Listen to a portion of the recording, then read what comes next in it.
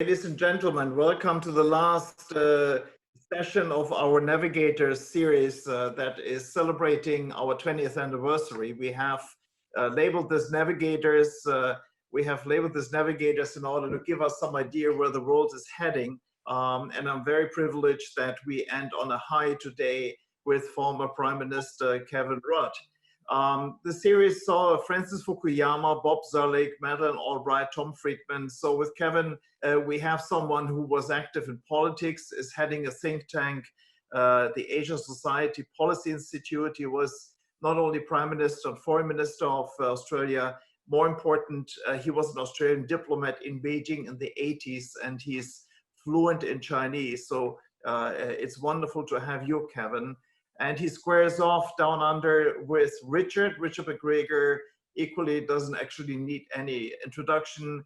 He was correspondent in Beijing and in Shanghai for quite a long time before he did the job in Washington, is now also in the think tank in the Lowly Institute, and published a very nice paper on Xi Jinping. But of course, his book, The Party, stands out in this. So this is really a birthday party. I'm happy that you celebrate with us, Kevin and Richard, and I hand over to you, Rich. Thank you very much. Thank you, Jorg, and thanks for all the great work that the EU Chamber does, and for being so informative while most of us are locked out of China. And thanks for Kevin.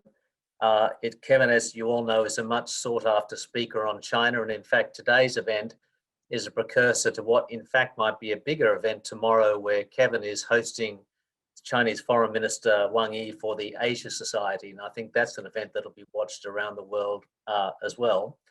Now, Kevin, I want to just take you through a series of topics which relate to where we are with US and China, China and the world, China itself. There's US and China. There's an issue of great interest to EU Chamber members, that's decoupling. There's Europe itself, perhaps Japan, a bit on China internals and the like, and maybe a question at the end, since we're both here in Australia, which is having its moment in the spotlight, about Australia as well. Now, Kevin, you can't entirely predict or foreshadow what kind of message Wang Yi has tomorrow. No doubt it's a message, though, for the incoming Biden administration. I mean, just sketch out for us, if you like, the battle lines between the US and China at the moment as a new administration prepares to come in, and indeed Beijing tries to prepare for that. Well, thank you, Richard, and it's good to be with you in this discussion with our European friends in China itself. Jörg, of course, heads the European Chamber, and to all of our friends from across the great continent. Sans perfidious Albion, it seems, or Albion perfide at some stage soon, which I think is one of the most foolish decisions that any British government could have taken. But that's simply my personal view. Viva Europa is kind of my view of the world. So I'm very pleased to have the opportunity to discuss this important topic with you all. Sketching out the battle lines. Well, as you know, battle lines, Richard, are very much coloured by the perspective of which hill you're looking at them from. Whether you're looking at it from Napoleon's or Wellington's redoubt at either end of the field. I'm not suggesting we're about to encounter Waterloo, but certainly the battle space in the relationship looks a little different depending on how you see it. Let me spend a minute or two on, as it were, the Beijing outlook, and then a word or two on how I think the Biden administration sees it. I think firstly, the operating principle for the Chinese Communist Party at present is to try and re-stabilize US-China relations. That is does not equal a return to the status quo ante, those days are past, but it does mean conducting a competitive relationship, but within certain agreed strategic boundaries. Even by the end of the Trump administration, despite the fact that Trump's dysfunctionality was as much of a problem for American allies as it was for China itself, even the Chinese found the roller coaster ride of Trump's experience too much to handle, particularly when the roller coaster started to rocket around the island of Taiwan. And so the deep interest in Beijing, in my judgment, is restabilization. Secondly, in terms of the competitive dimensions of the relationship, I think the Trump administration's declaration that China was a strategic competitor and that strategic engagement has failed is simply being taken as read now in Beijing. And Xi Jinping's reported remarks last April in the midst of the trade war, which you'll be familiar with, Richard, that the Chinese system should buckle up and get ready for 30 years of struggle and provocation with the Americans, is affect the operating principles within which they will now view the relationship. Thirdly, on the unpacking of decoupling and across the dimensions of decoupling, then China will seek to minimize the decoupling while maximally preparing for the worst form of decoupling.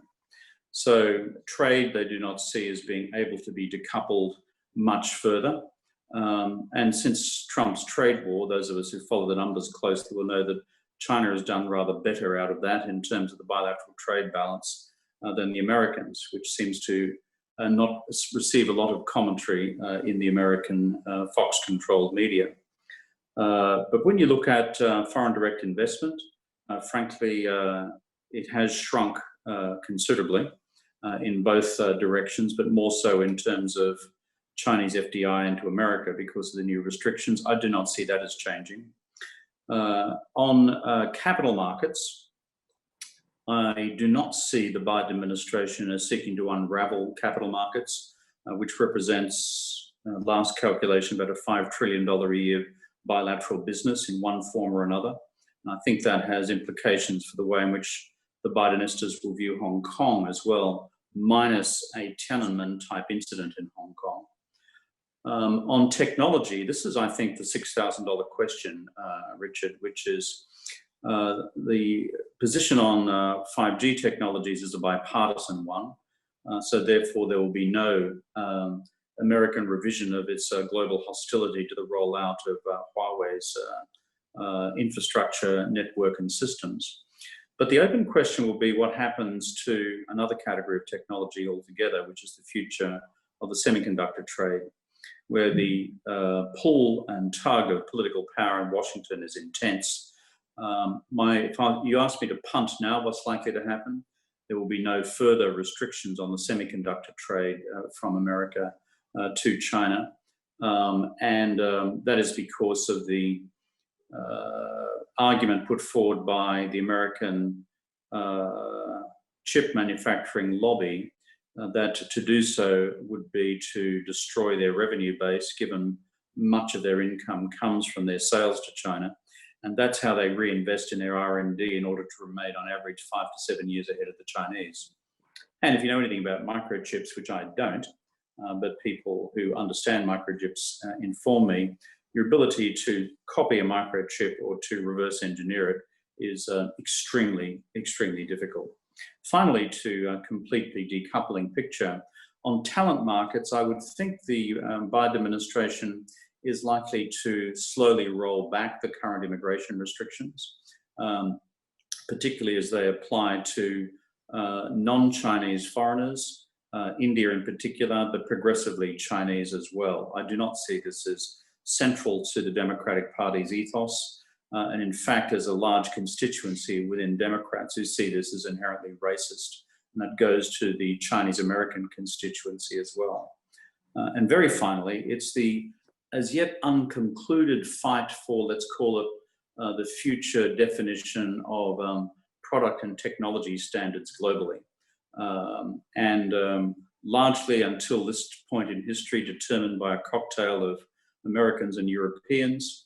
But for example, with the rollout of 5G, with the rollout of a new set of, let's call it, artificial intelligence applications in the future, China's game plan, and the Americans will resist it, will to become the definer of the new standards of the future. The splinter net is just the the first cab off the rank for many other cabs. So I'm sorry if that doesn't give you a neatly headlined response, Richard, but I think that's kind of a tailored view of how I see, as it were, the battle lines or the competition lines lining up. Yes, thank you. That's fascinating. As we know, the US-China competition, or contest might be a better word, is multifaceted. It's about trade, economics, it's regional, it's technological. What you said about semiconductors is really interesting. Of course, the lobby may, in fact, have made an argument that that's really the way to counterintuitively keep ahead of China, reduce their incentives to invest. The other aspect, of course, of the contest between the US and China, which was played up particularly by Mike Pompeo, but not just him, maybe he did it rather crudely, is the contest of political systems, ideologies, if you like, or political systems.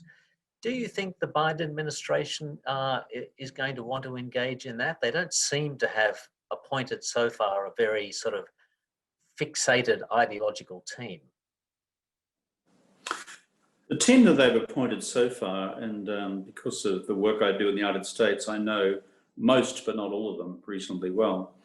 In the foreign policy, national security policy, economic policy, international economic policy space. You're right, these are people who are deeply experienced, know Asia well, know China well, know the upside, know the downside, and will hit the ground running. But do I see any Democrat equivalent of Crusader Pompeo? No, I don't. But here's my qualifying clause. The Democrats, historically, as we all know, as friends and allies of the United States, whether we're European or Asian allies, understand the centrality of the human rights agenda to the Democratic Party, like the climate change agenda now is, and like the race agenda is, hence my comments before about Chinese Americans.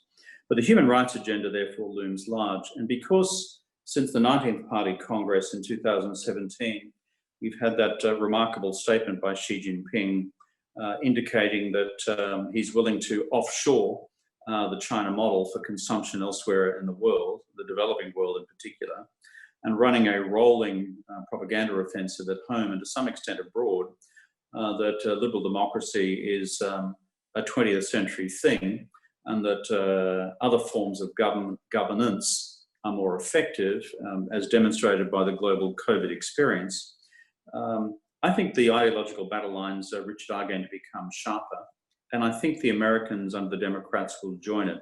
It's as yet unclear who the personality will be, but you don't have to go much past what Vice President Biden himself has said on these questions to see that he will be, I think, a willing participant in this ideational/ideological debate. The truth is the Chinese task on this was made infinitely easier by the rolling political idiocy of the Trump administration, and the fact that from a human rights perspective, there was little left to defend once you had the Trump administration doing what it did at home and abroad.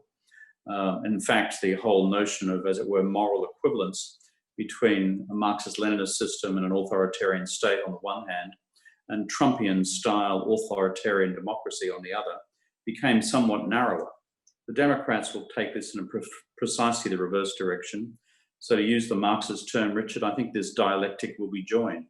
And I assume it will be a non-violent contradiction, as the Marxists would say, rather than a violent one. But I think you're going to see a very big systemic pushback, both from the Americans, but I think you'll find willing partners among some, if not all, of the Europeans. Yeah, so we are talking about the contest and competition, and we do obsess about that quite naturally. But, you know, the Biden team are globalists, internationalists. I don't use those words in a pejorative fashion.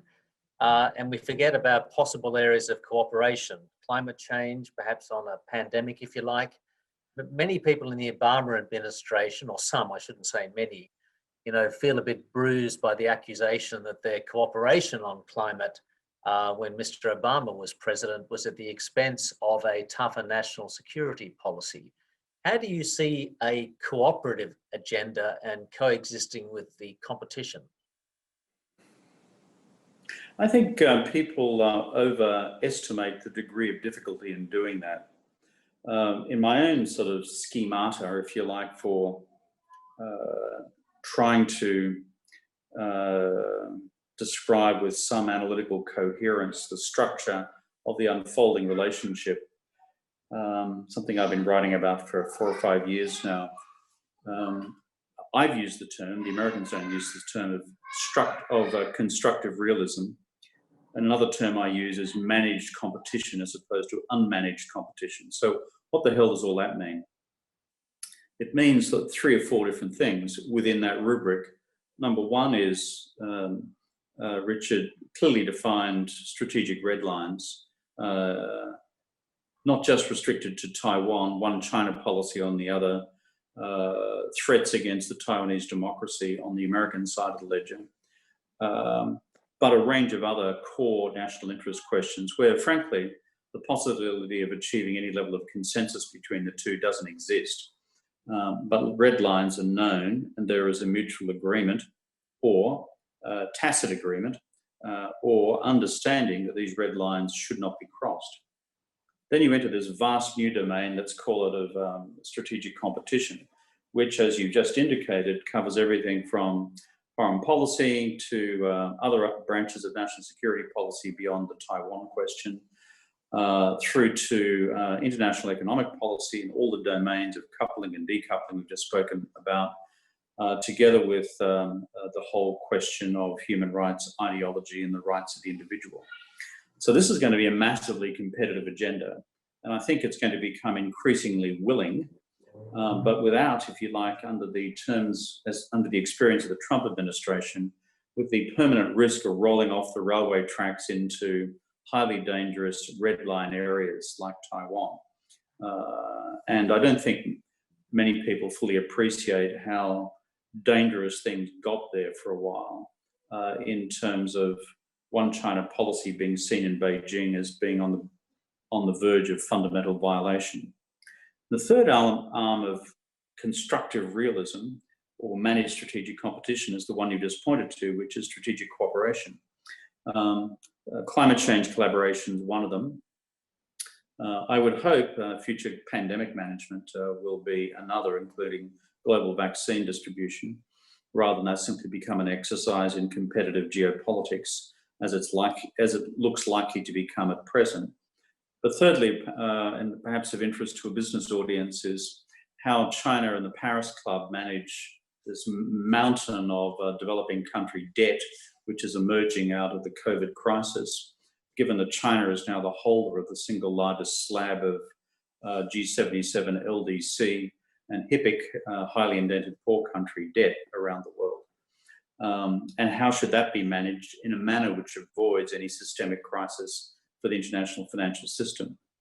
So, you know, it's not just the pragmatic Australian in me which says that we can walk and chew gum at the same time, but I think within that sort of joint strategic framework, the Chinese and the Americans might be able to manage a cocktail of strategic red lines, strategic competition, plus defined areas of strategic collaboration simultaneously.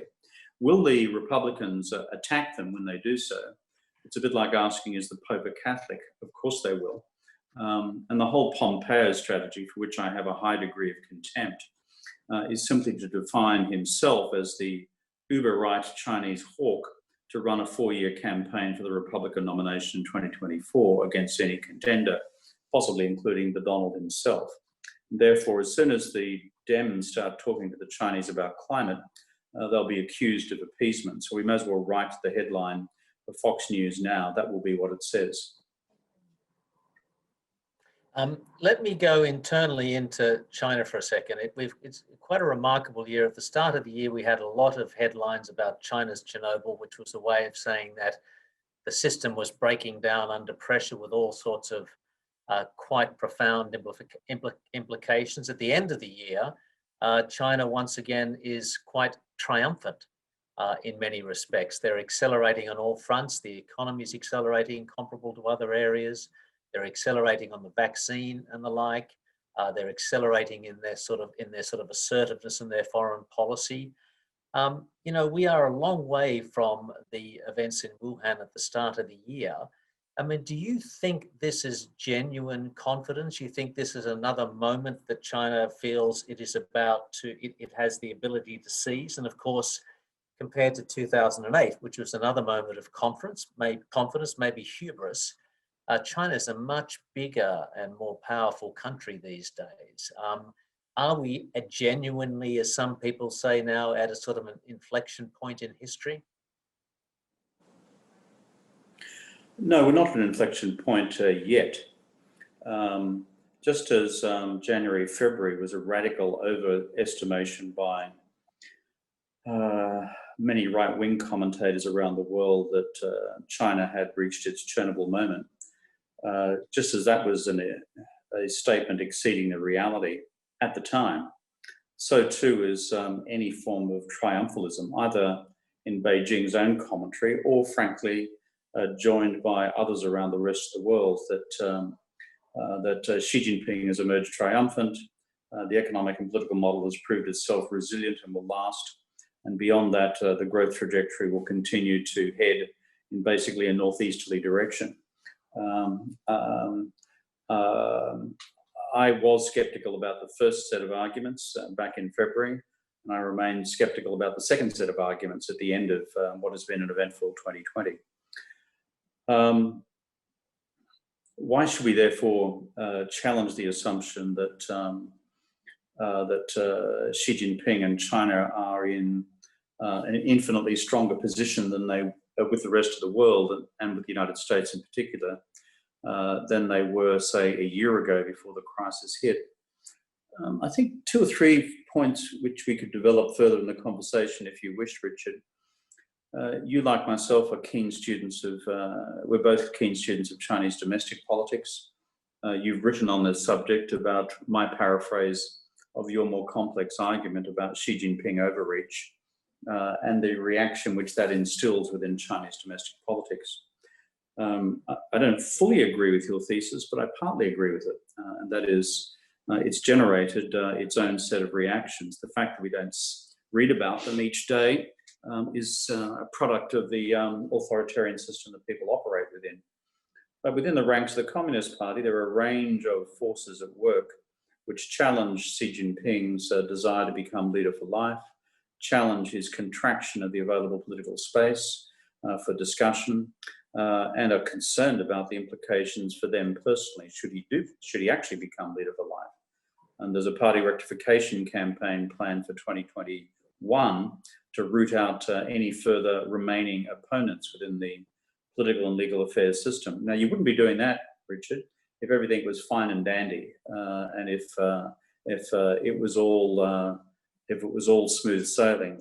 And the second point I'd make about why we need to question, shall we say, Xi Jinping or Chinese triumphalism at this point of the cycle, or the trajectory rather than cycle, is that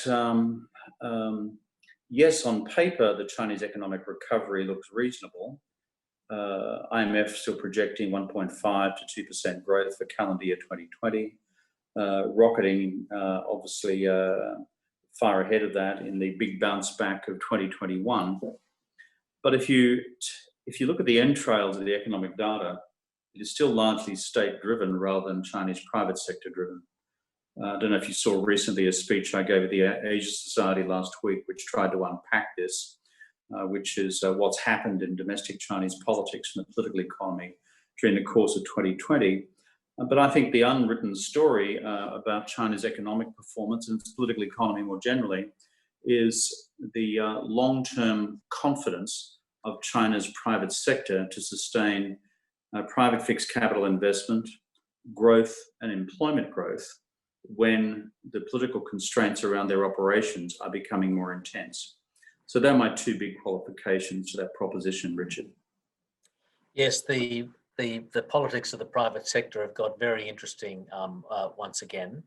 I want to focus just briefly on personalities. This may sound a little tangential, but it struck me the other day, for all the sort of upheaval under Xi Jinping, the anti-corruption campaign most of all, his top team of economic and foreign policy advisors, Yang Jiechi, Wang Yi, Liu He on the economy, has been remarkably stable.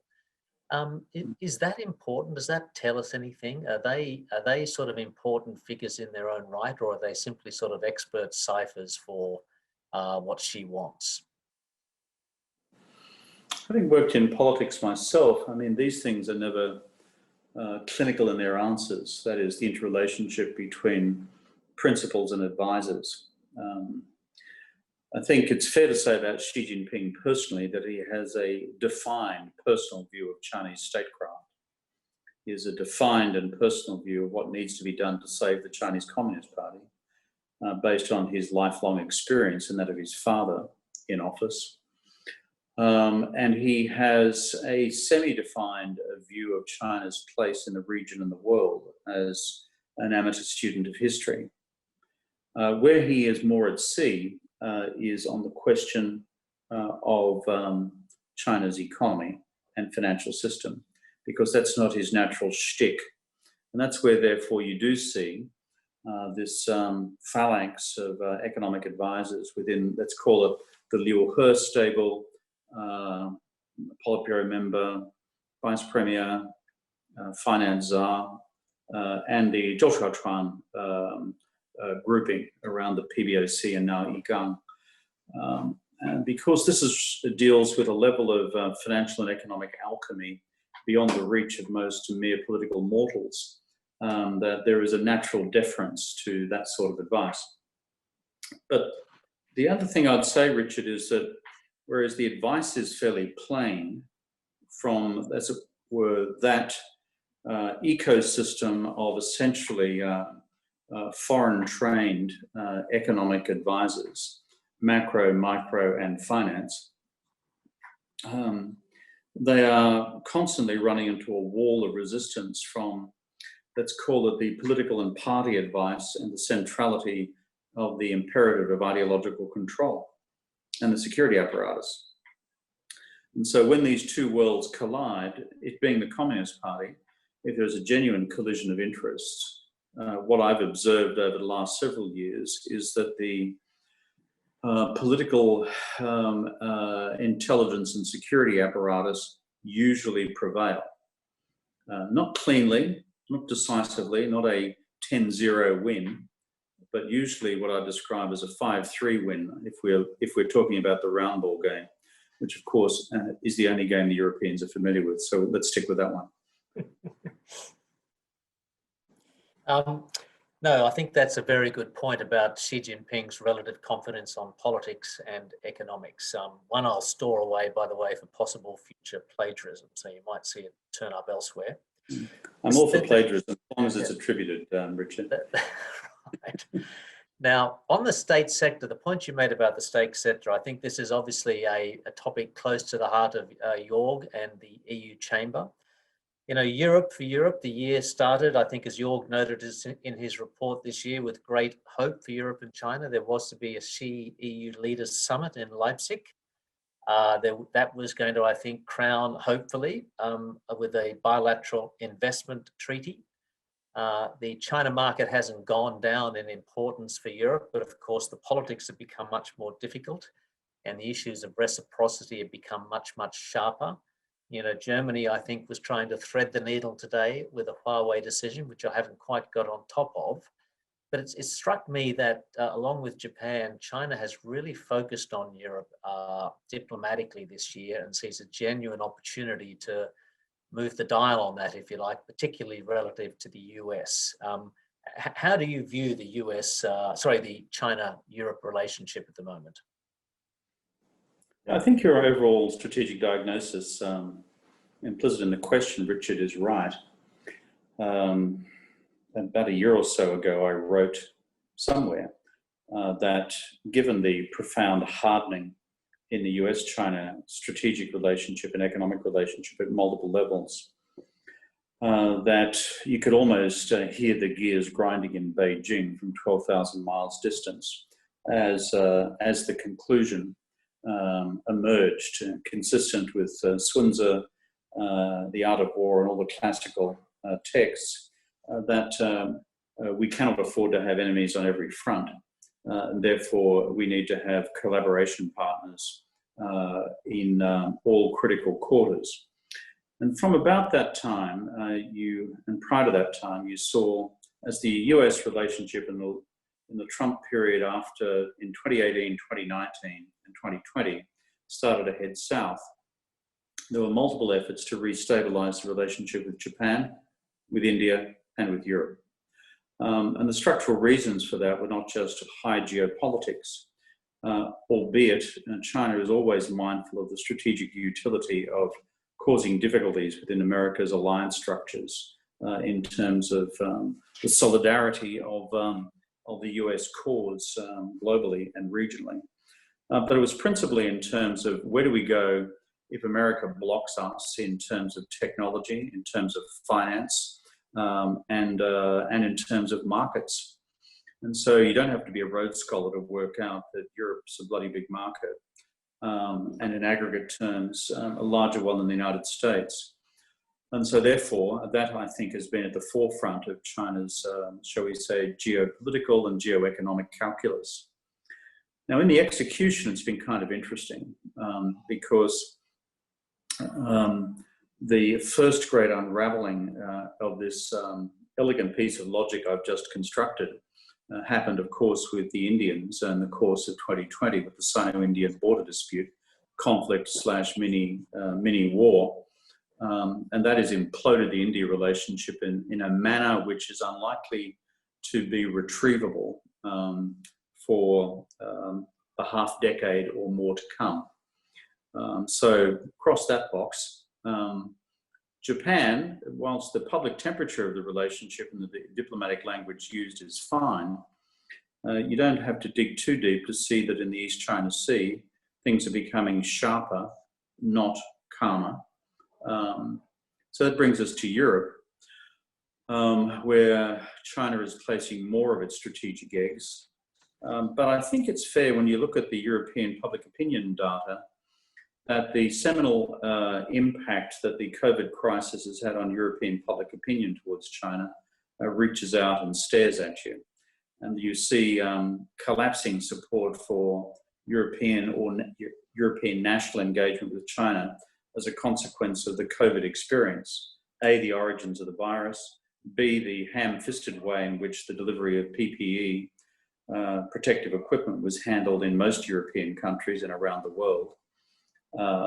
As clumsy Chinese diplomats and wolf warriors demanded that national governments engage in various forms of biaotai or recognition of the munificence of the peacock throne.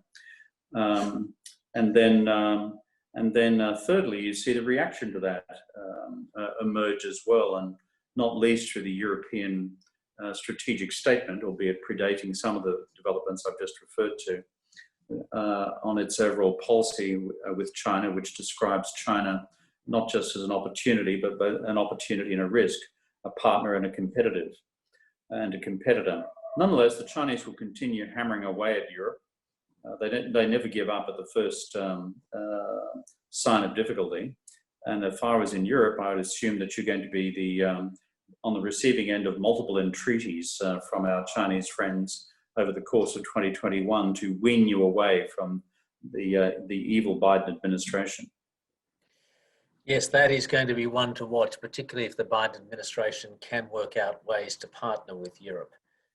Before we get to questions, I want to bring you to Australia. I work at the Lowy Institute, a think tank, and that was initially funded, or is funded, by Frank Lowy, a very successful businessman. And he said he funded that, or wanted it set up, because he was sick of traveling overseas, and all he read about Australia in the papers was about kangaroos and bushfires. Now, these days, of course, you read about kangaroos, bushfires, and Australia fighting with China.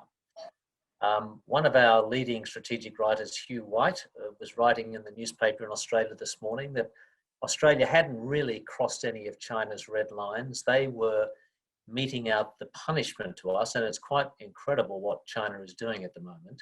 But they were doing that really to make an example of us on any number of levels to other countries, as an example of what happens if you incur China's political displeasure or work against it. What's your sense of what's going on between China and Australia at the moment? And you of course have been in the middle of this relationship, created much of the architecture, but now have to watch on and look at it unravel. Well, a word or two about kangaroos first. For our European friends, one of the attributes of kangaroos, apart from often being cute, not always cute, but often being cute, is that kangaroos are biologically designed so that they can never walk backwards. They can only jump forwards. And so our Chinese friends should reflect on that. And that is the worst thing you can do to a bunch of Australians, even if you radically disagree with the Australian government of the day, which on most questions of policy I do. In terms of the wider Australian body politic, to have the Global Times come out and describe Australia as a piece of chewing gum on the sole of the shoe, which needs to be scraped off from time to time, or their most recent depiction of Australian troops in Afghanistan murdering an Afghan child, it ceases to be a critique of the Australian government's policy.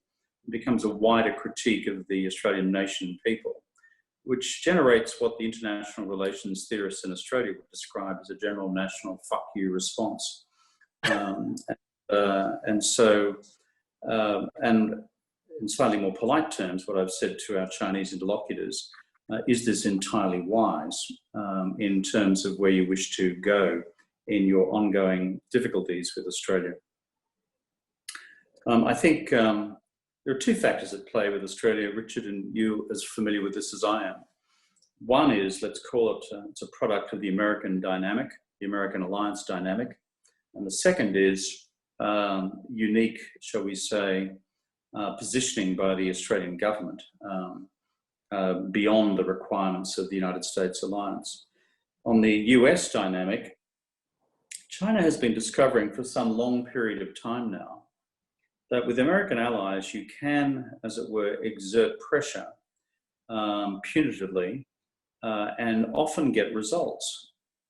They did so with Norway a long time ago on human rights, the Liu Xiaobo matter. 6 years, the Norwegians were in the diplomatic sin bin from China's point of view, until Norway issued some sort of accommodating public statement recognizing China's sovereignty. Secondly, we've also seen it in relation to the Republic of Korea and Korea's decision under the previous Park Geun-hye administration to deploy American ballistic missile defense systems. And that erupted in all sorts of trade actions from Beijing, which then resulted in levels of anxiety in Korean politics, which then resulted in a statement from the current Moon administration of a different political party that there would be no further THAAD deployments in Korea. In the case of Japan, over the East China Sea and Senkaku Diaodao and the events on those islands, and the nationalization of those islands by Tokyo, Japan did not compromise. China imposed bans on rare earth sales to Japan. A WTO action was then taken, which was joined by the Americans and the Europeans in support of Japanese interests. And China eventually began to relax what they had done, of course, without declaration. Then, of course, we have the ongoing dispute with the Canadians, which is about Huawei, Madam Meng, the US extradition, retaliatory measures both in trade and in the arbitrary arrest of these two Canadian civilians, the two Michaels. So the reason I go through that, and I'm sure people in the chamber will be familiar with each of those in some level, Richard, is that this Chinese strategy of Sha Yi Jingbai, which is kill one to warn 100, it's been around for a while, and China would say, well, out of 4 recent examples, we've had 2 successes, 1 failure, and we still don't know with the other, which is Canada, and we'll see what happens with Australia. So here's the rub for the American administration. Will the Biden administration allow its allies to swing in the breeze when they fall foul of Beijing politics, or will they require any renormalization with Washington to accommodate the interests of its allies as well? Open question, but I would think if you're China and looked at the early social media statement by the incoming National Security Advisor, Jake Sullivan, who I know quite well, saying that America stands with Australia, for a guy who's not even in office yet, that's a fairly interesting and direct statement. And the final point I'd say though, Richard, is that the current Conservative government of Australia have behaved like complete political klutzes in managing this relationship by simply pulling out the megaphone whenever they feel like it, and engaging in what I judge to be often domestically political driven exercises within this country to make themselves look like hairy-chested nationalists in dealing with the Chinese, whatever the economic consequences might be, because they think there are good votes in it, rather than simply managing these complexities in the relationship through the old-fashioned traditional channels, which those of us who used to be in the business once called diplomacy. That's exactly right. Now, I'm going to pass over to, that's been great, Kevin. I'm going to pass over to York now, and he's going to channel the audience questions. Thank you very much. No, thank you to the two of you. We're not done yet. Before I ask Jacob to read questions to us, please, the audience, chip in questions. Jacob will then censor and cherry pick. One question to you, Kevin. In a recent interview, you said, what can Australia learn, or where would Australia turn to in order to learn how to deal with China? You mentioned Japan. Maybe you can explain to the audience what you meant with that. Well, if you look at our friends in Japan, at least since 2017, what has Japan done? Japan is an ally of the United States, like Australia. Japan is a liberal democracy, like Australia. Japan, number one economic partner, like Australia's, is China's. However, unlike Australia, Japan has a rolling territorial dispute with Beijing over the East China Sea and Senkaku and Diaoyuda. And then you have a country which has an appalling history with China, not just in the 20th century, but prior to that as well.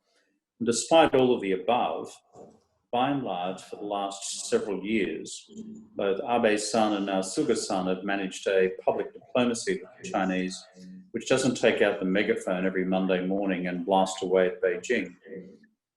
They conduct these disagreements in by and large, through private diplomacy. And at the same time, however, operationally, Japan continues to encounter real difficulties in the security relationship with China over the East China Sea, where China continues to apply significant and increasing pressure. But at least in the last several years, this has not resulted in any material damage to the overall economic relationship. So that was my point, Yu. Thank you very much. Jacob, what's up? Questions? Yeah, sorry. Oh no. Am I on mute? How did this come down? Yeah. Oh, you're gonna have to. We can hear you, Jacob. Oh, you can. Perfect. Okay. Sorry about that. Thought I was muted. All right. Our first question: what kind of damage could Trump and his team do in their remaining month in office? I think the honest answer is less and less. You see, there was a dangerous period. In fact, I wrote a piece in Foreign Affairs in August entitled Beware the Guns of August in Asia, when the Trump administration's Taiwan agenda was beginning to run right out of control. And there was active discussion about whether we would even see a Secretary of State visit to Taiwan, even the possibility of American naval visit to Taiwan.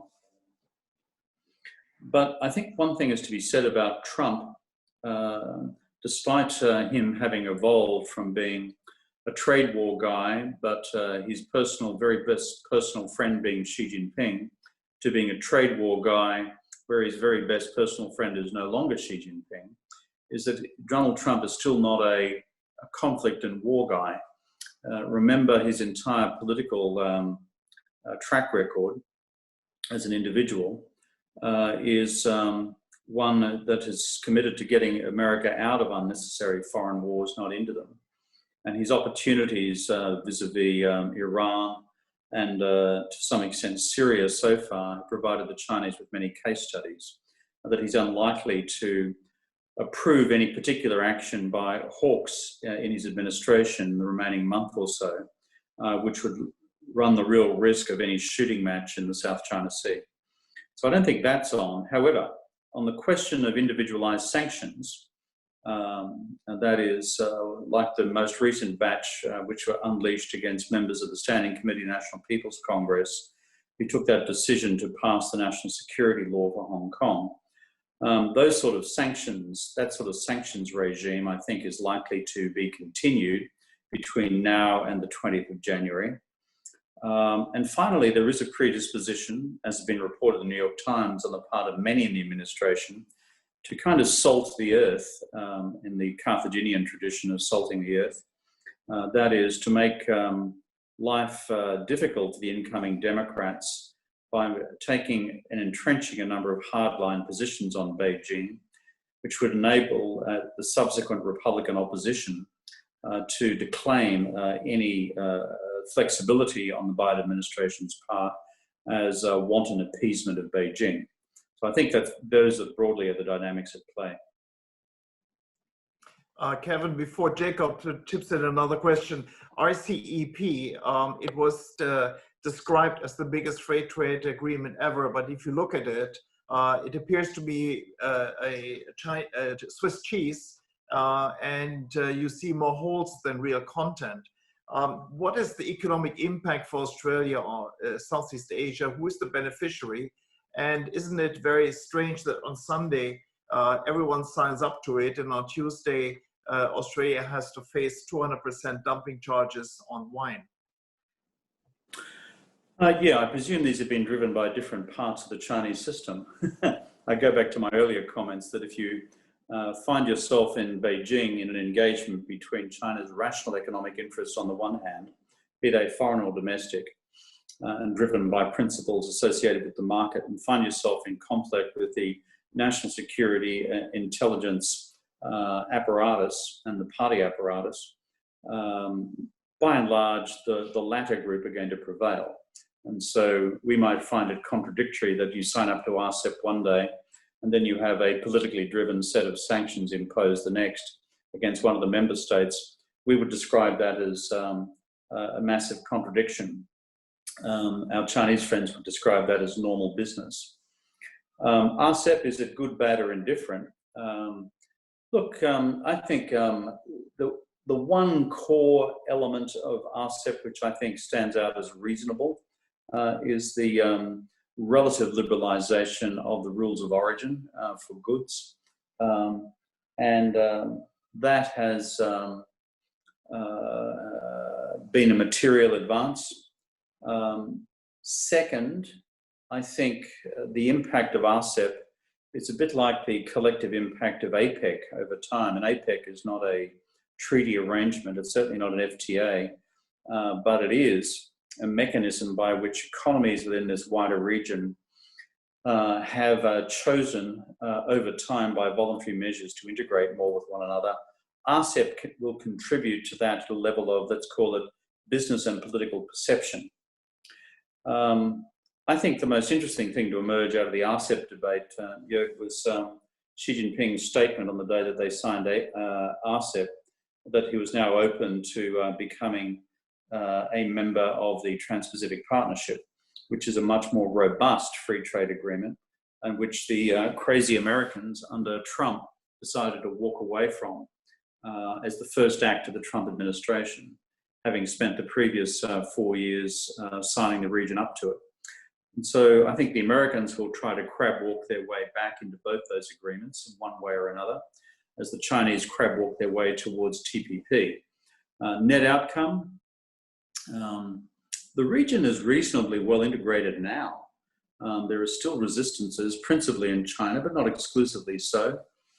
I think the untold story of RCEP and of TPP, and frankly, some of the bilateral FTAs which exist, will be the breaking down of Japanese levels of protectionism within that economy.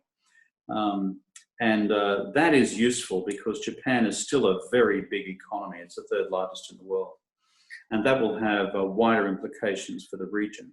What Japan has done with these signature FTAs, which are totally alien to the historical culture of the Liberal Democrat Party of Japan, the LDP, is exactly what the Republicans should be doing in the United States.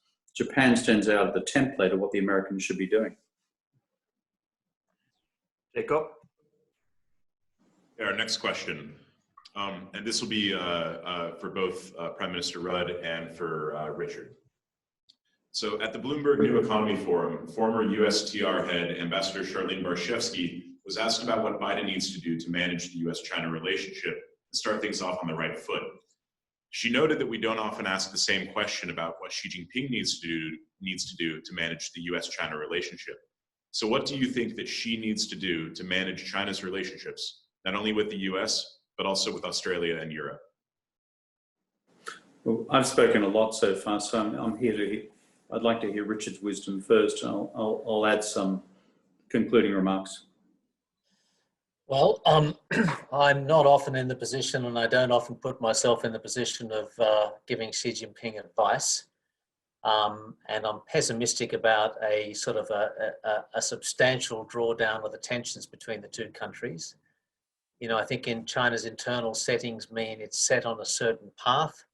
Under Xi Jinping, the incentives of officials under him are not to underperform, but to overperform in all those tasks.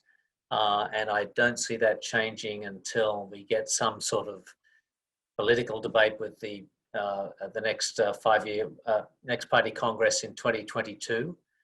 But if there is going to be a gestures from China, they're going to have to do a number of things. It would obviously mean genuine engagement on political and economic dialogue, not sort of fake, drawn out, elongated dialogues, which I think the Americans think they've been subjected to in the past. There would have to be a continuation. I think it was cancelled only yesterday, of the dialogue between the respective militaries, and perhaps a commitment on both sides. This is not just a China problem, but a commitment on both sides to some sort of confidence building and stabilization mechanisms in the South China Sea and the like, because I think the chances of some sort of unforeseen conflict there have gone up. They both might want to restate or reimagine or reconfigure red lines so that there's a clear understanding in both countries about what each other would be willing to sign up to.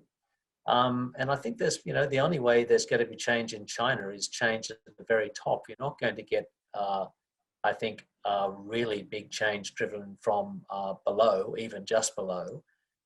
So it would require something radical, I think, for Xi to reassure the US. At the moment, I think in the US, I think they're not looking for an off-ramp with the contest with China, because they think they're late to the game. And in some respects, the US is looking for competition, and in very many areas. So to change that mindset in America, bipartisan largely, you'd need something pretty big from the Chinese side. And just one footnote to that.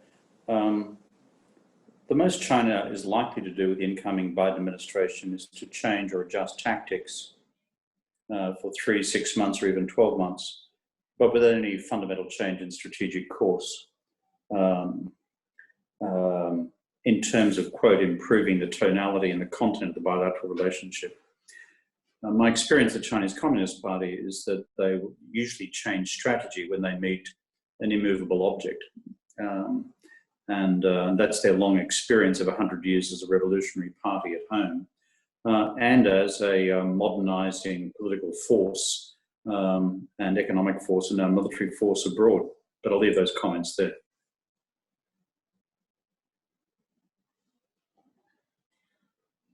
Jacob, last question maybe? Yeah, one final question. How aggressive do you believe China will be during the next 4 years on the Taiwan issue? I think the profound question on Taiwan, and I'm interested in Richard's view on this as well, is how do I put this usefully? Xi Jinping seeing himself as man of destiny. Xi Jinping, on the balance of probabilities, but not inevitably so, securing his reappointment at the 20th Party Congress in 2022. And that would in fact have him in office, not just for another 5 years, but probably for another 10 or even 15. That would have him in his 80s, but that's not unprecedented in contemporary Chinese politics. Thirdly, when you start looking at the language of the Fifth Plenum of the 19th Central Committee on China's new medium-term strategy, now that we've fixed 2021 and 2049 is 30 years off, the median point strategy of 2035, by which time China is to have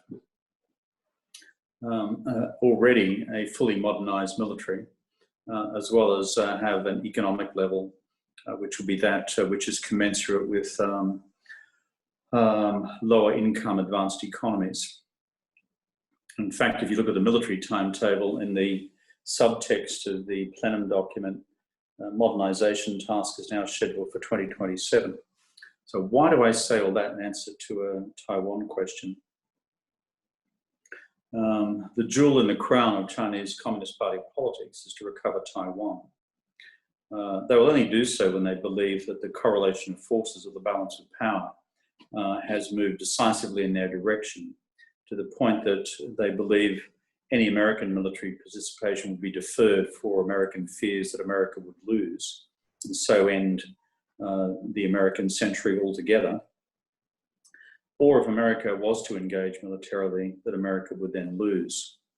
So therefore, I do not see that equation arising in China's mind in the first part of this decade, absent a seminal event in Taipei, which moves Taiwan decisively in the direction of some form of unilateral declaration of independence. It is not on the cards.